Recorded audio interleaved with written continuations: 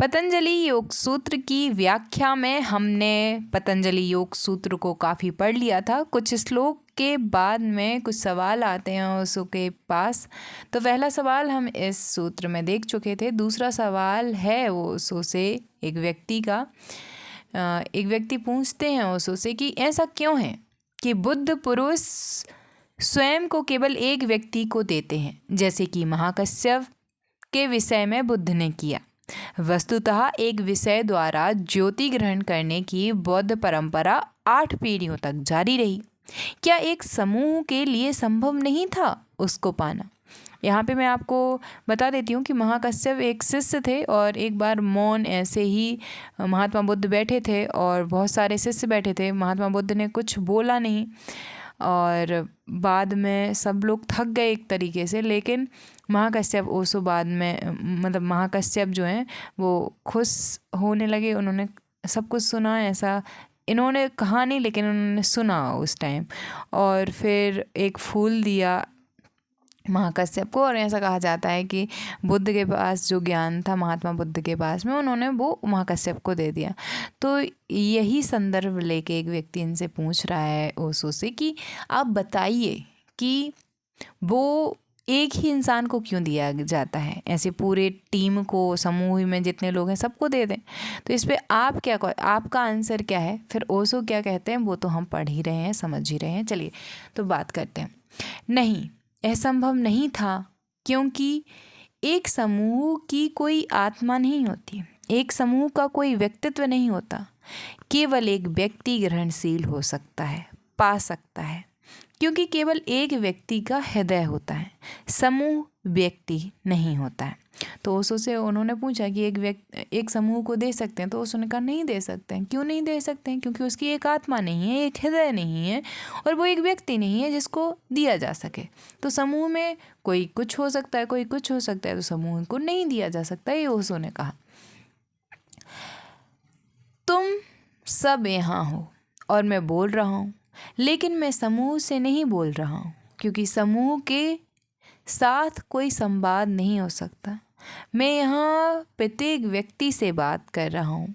तुम एक समूह में एकत्रित हुए हो, लेकिन तुम मुझे समूह की तरह नहीं सुन रहे हो, तुम मुझे व्यक्तियों की तरह सुन रहे हो।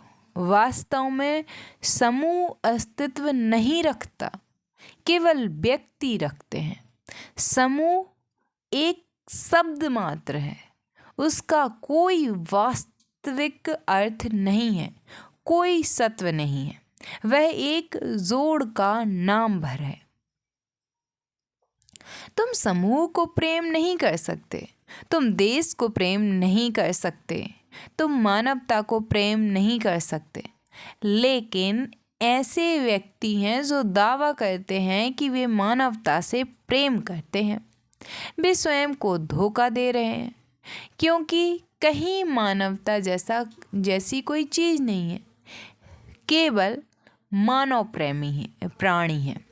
जाओ और खोजो, तुम कहीं मानवता नहीं खोज पाओगे। वास्तव में जो व्यक्ति दावा करते हैं कि वे मानवता से प्रेम करते हैं, वे व्यक्ति वे हैं जो व्यक्तियों को प्रेम नहीं कर सकते। वे व्यक्तियों से प्रेम करने में असमर्थ हैं। वे कहते हैं कि वे मानवता को, देश को, विश्व को प्रेम करते हैं। हो सकता है ईश्वर को भी प्रेम करते हों, लेकिन वे व्यक्ति को प्रेम नहीं कर सकते, क्योंकि व्यक्ति को प्रेम करना दुष्कर है, यानी कठिन होता है। यह एक संघर्ष होता है, तुम्हें स्वयं को बदलना पड़ता है। मानवता से प्रेम करना कोई समस्या नहीं है, क्योंकि कोई मानवता है ही नहीं, तुम अकेले हो। सत्य, सौंदर्य और प्रेम या कोई चीज़ जो महत्वपूर्ण है, हमेशा व्यक्ति से संबंध रखती है, इसलिए केवल व्यक्ति ग्रहणशील हो सकते हैं। 10,000 सन्यासी उपस्थित थे जब बुद्ध ने अपना सारा अस्तित्व महाकश्यप में उड़ेल दिया। समूह उसे ग्रहण करने योग्य नहीं था। कोई समूह योग्य नहीं हो सकता क्योंकि चेतना व्यक्तित्व है, जागरूकता व्यक्तित्व है। व्यक्तिक मतलब अकेली है, एक व्यक्ति के लिए है। महाकश्यप उस शिखर तक उठ गए थे जहाँ वे बुद्ध को ग्रहण कर सकते थे। दूसरे व्यक्ति भी उस शिखर तक पहुँच सकते हैं, लेकिन समूह नहीं पहुँच सकता। बुनियादी तौर पर या बुनियादी तौर से धर्म व्यक्ति मूलक बनना रहता है, अन्यथा कोई नहीं हो सकता।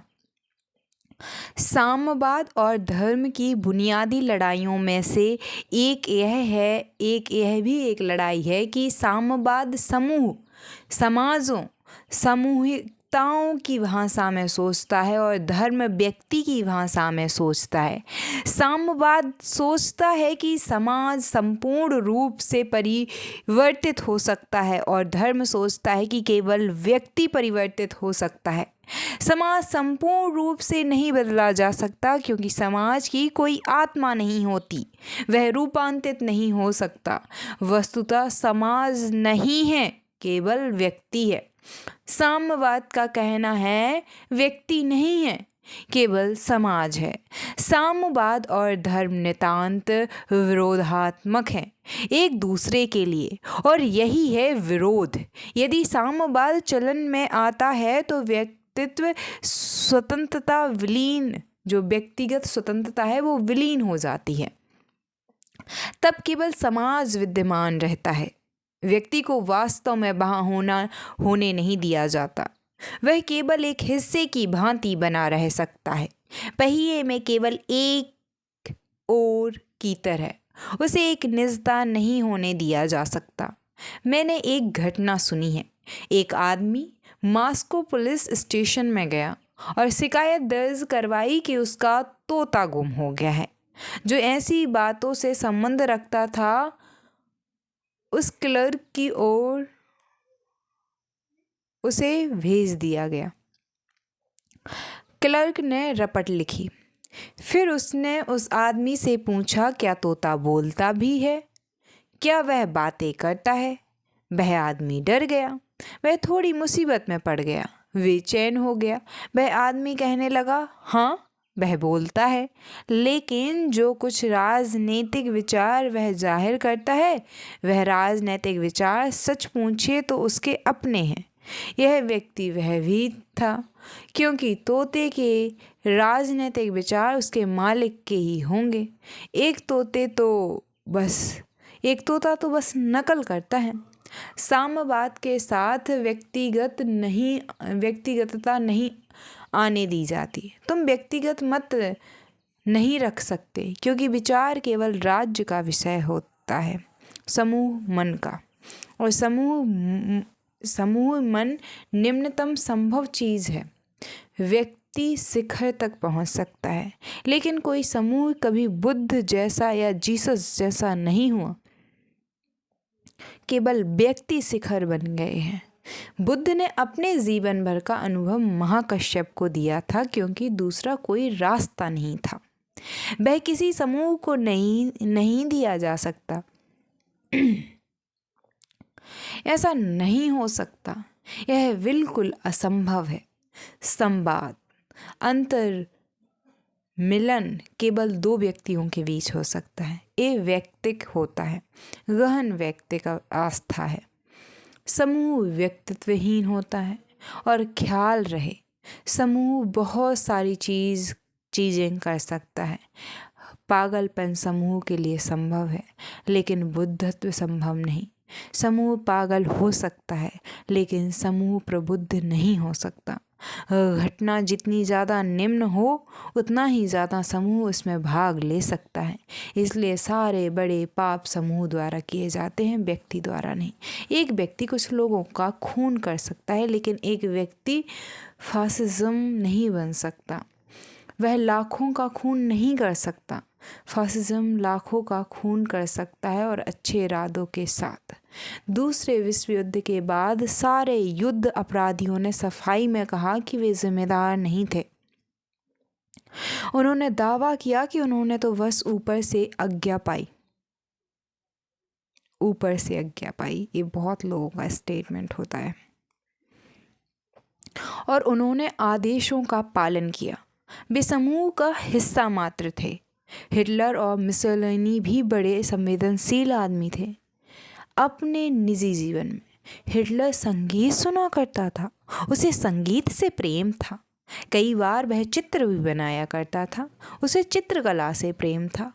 हिटलर का चित्रकला और संगीत से प्रेम करना असंभव लगता है कि वह इतना संवेदनशील हो सकता है, और तब भी वह लाखों यहूदियों को मार सकता है बिना किसी असुविधा के, अपने अंतःकरण को कोई कष्ट दिए बिना, एक चुभन भी नहीं। लेकिन वह जिम्मेदार ना था, वह तो बस एक समूह का नेता था। जब तुम भीड़ में चल रहे होते हो तब तुम कुछ भी कर सकते हो, क्योंकि तुम अनुभव करते हो जैसे कि भीड़ उसे कर रही है, और तुम बस उसका हिस्सा हो। यदि तुम अकेले होते हो तो तुम 2-3 बार सोचोगे इस बारे में कि उसे करें या ना करें। भीड़ में जिम्मेदारी खो जाती है। तुम व्यक्तिक सोचना विचारना, तुम्हारा विवेक खो जाता है, तुम्हारी जागरूकता खो जाती है। तुम भीड़ का एक हिस्सा मात्र बन जाते हो, और भीड़ पागल हो सकती है। हर देश इसे जानता है, इतिहास का हर काल इसे जानता है। भीड़ पागल हो सकती है और तब वह कुछ भी कर सकती है।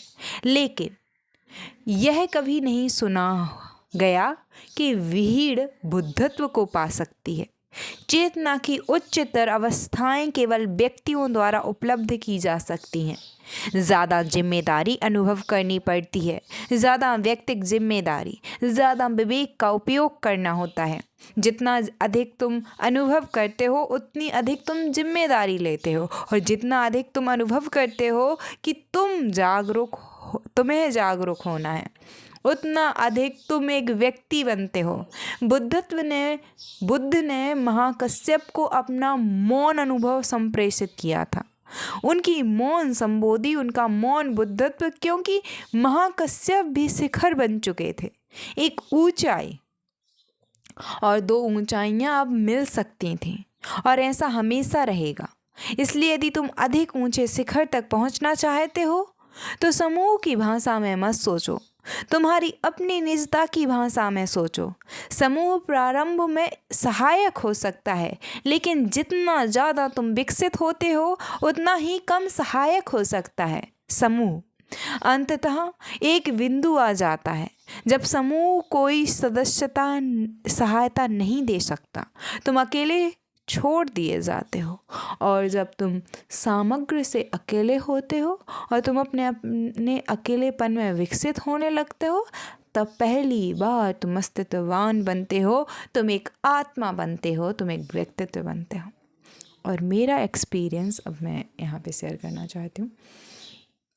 अक्सर ऐसे मैं बहुत सारे लोगों को जानती हूँ जो डरते हैं अपने आप से। उन्होंने अपना ये बना लिया है कि इस बाउंड्री से मुझे बाहर नहीं निकलना है। मैं ऐसे बहुत सारे लोगों को देखती हूँ, इवन मैं अपने आप को देखती हूँ पहले कि मैं कुछ ऐसी थी। मैं देश से प्रेम करती, मैं लोगों से प्रेम करती, मैं हर एक इंसान को खुश रखने की कोशिश करती, सब कुछ।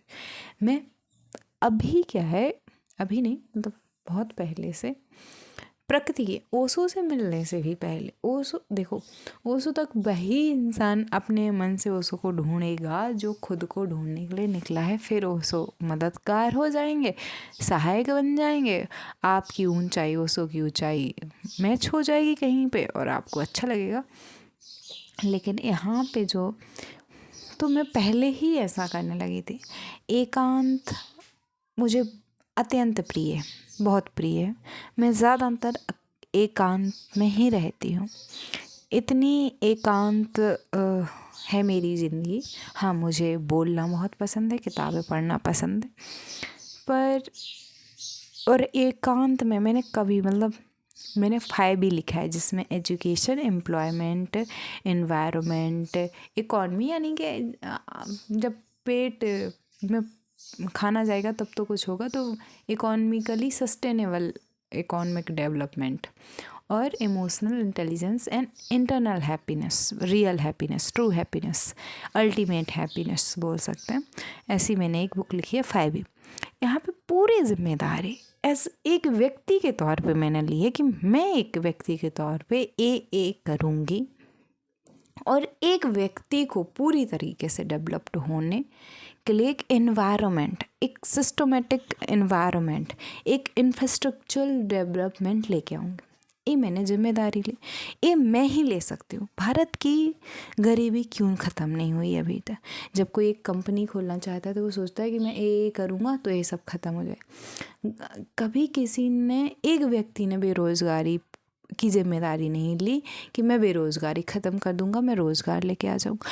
एक व्यक्ति जिम्मेदारी ले लेगा, बेरोज़गारी उस दिन ख़त्म हो जाएगी और रोज़गार डेवलप्ड हो जाएगा। इतना रोज़गार है, लेकिन एक इंसान जिम्मेदारी नहीं लेता है। समूह यानी पूरी सरकार लेती है जिम्मेदारी, और सब जिम्मेदारी लेते हैं तो सब इम्प्लीमेंटेशन करने के लिए प्रॉपर टीम चाहिए, समूह चाहिए, लेकिन उसका जिम्मेदारी एक किसी को लेनी पड़ेगी। ट्रांसपेरेंसी, अकाउंटेबिलिटी, हर चीज़ उस इंसान को देखनी पड़ेगी। मैं बिल्कुल ये मानती हूँ कि एक व्यक्ति के तौर पे आप बढ़ सकते हैं। और मानवता से प्रेम करने का ओशो जो कह रहे हैं ना, तो कई लोग जब कहते हैं कि मैं मानवता से प्रेम करता हूँ, तो वहाँ पे एक मतलब ए भी निकलता है जो कि ओशो ने यहाँ नहीं बताया है, कि आप सबसे प्रेम करते हो, सबसे, लेकिन आप सब तो मिल नहीं सकते आपको। तो आप कह सकते हो कि एक एक प्राणी से आप प्रेम करते हो। अब एक पर्टिकुलर प्राणी अकेले से नहीं है। अब हाँ, लेकिन जैसे ओशो ने कहा कि वो मानवता से नहीं, मानव प्राणी से प्रेम करते हैं, तो वो उन्होंने कहा है कि आप एक साथ में समूह से प्यार नहीं कर सकते, एक से कह सकते हैं। तो प्राणी शब्द बढ़िया है, तो वो बिल्कुल उन्होंने बढ़िया कहा है। एंड एक बार खुद से जब हमें थोड़ी सी संस्कृत हमें सीखनी चाहिए, मुझे लगता है सबको, हम सबको, ताकि हम अर्थ समझ सकें श्लोकों का और खुद के एक्सपीरियंस से जान सकें। हाँ, थोड़ा सा टाइम लगेगा, 2-3 हफ्ते, 2-3 महीने संस्कृत थोड़ी सी आने लगेगी। और अपना एक्सपीरियंस सबसे ज़्यादा ज़रूरी होता है कि मैं कैसा हूँ, मैं क्या कर रहा हूँ, और मुझे फिर प्रेम करना स्टार्ट हो जाएगा। तो बहुत अच्छा लग रहा है मुझे सॉरी मुझे बहुत अच्छा लग रहा है योग सूत्र पढ़ के। और ये मेरी ज़िंदगी का, जब मैं कोई भी किताब पढ़ती हूँ मुझे खुशी होती है, और योग सूत्र जैसा ग्रंथ पढ़ना तो सौभाग्य का काम है। मुझे बहुत खुशी है। धन्यवाद। मिलते हैं नेक्स्ट वीडियो में, जहाँ पे हम अगले क्वेश्चन को देखेंगे। अगला क्वेश्चन यहाँ पे हम देख लेते हैं। अगला सवाल जो कोई पूछ रहा है उसे वो है, अभ्यास एक तरह का संस्कारीकरण है शारीरिक और मानसिक स्तर पर, और इसी के द्वारा समाज व्यक्ति को अपना गुलाम बना लेता है। उस अवस्था में पतंजलि का अभ्यास मुक्ति का साधन कैसे हो सकता है? बढ़िया क्वेश्चन है, इसको हम नेक्स्ट वीडियो में लेंगे। आप बताइए कि इस क्वेश्चन का आंसर अगर आपको करना होता तो आप क्या करते?